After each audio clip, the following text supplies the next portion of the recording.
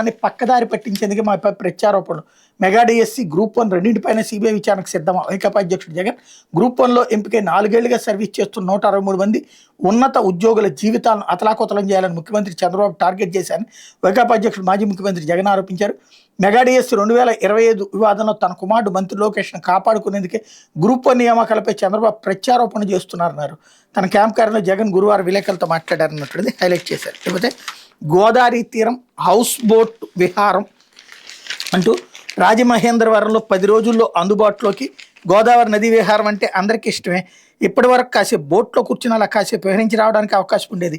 కేరళలాగే house బోట్లో ఒక రోజంతా సరదాగా గడిపే మధుర క్షణాలు ఆస్వాదించాలంటే రాష్ట్రంలో విజయవాడలో 1, కోనసీమ దిండిలో 2 హౌస్ బోట్లు ఉన్నాయి. ఇక మీద రాజమహేంద్రవరంలోనూ మరో 10 రోజుల్లో అవకాశం దక్కబోతోంది అన్నటువంటిది హైలైట్ చేశారు. లేకపోతే పారిశ్రామిక శిక్షణ ఉపాధి బాట కంపెనీల్లోకి యంత్రాలపై నైపుణ్య శిక్షణ. రాష్ట్రంలో 83 ఐటీఐలు 169 పరిశ్రమలతో అనుసంధానం. కంపెనీల్లోని యంత్రాలపై నైపుణ్య శిక్షణ. వృత్తి విద్యకు చెన్నై ముఖా లాంటి ఐటీఐల్ని అభివృద్ధి చేయడం మీద ప్రభుత్వం దృష్టి సారించింది. కార్పొరేట్ సామాజిక బాధ్యత సిఎస్ఆర్ కేంద్ర ప్రభుత్వ పిఎం సేతు పథకం లాంటి వాటిని వినియోగించుకుంటూ ఐటీఐలను ఆధునీకరిస్తోంది. సిఎస్ఆర్ కింద ఇప్పటికే 7 కోట్లకు పైగా సమీకరించగా పిఎం సేతు కింద దేశంలోని మొదటిసారి విశాఖపట్నం, బొబ్బిలి, నర్సీపట్నం ఐటీఐలు హబ్ స్పోక్ విధానంలో అభివృద్ధి చేయబోతున్నారన్నటువంటి వార్తని హైలైట్ చేశారు. లేకపోతే తిరుగిరుల్లో రోబో పహార వన్యప్రాణుల కదలికల గుర్తింపు భక్తుల భద్రతే లక్ష్యం.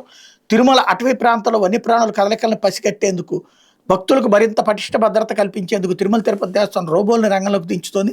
మనుషులు వెళ్ళడానికి ఇబ్బందికరంగా ఉండే కొండ కోణంలో సునాయాసంగా తిరుగుతూ రియల్ టైం నిఘా ఉంచే క్వాడ్రూపెడ్ రోబోట్ 4 కాళ్ల రోబో డాగ్ని ప్రయోగాత్మకంగా వినియోగించాలని నిర్ణయించింది. తిరుమలలోని పద్మావతి అతిథి గృహం వద్ద ఈ ఆధునిక రోబో పనితీరుని తిరుమల తిరుపతి దేవస్థానం అదనపు ఈవో వెంకయ్య చౌదరి అధికారులతో కలిసి గురువారం పరిశీలించారు. రోబో పనితీరు అద్భుతంగా ఉందని ఆయన కితాబిచ్చారు.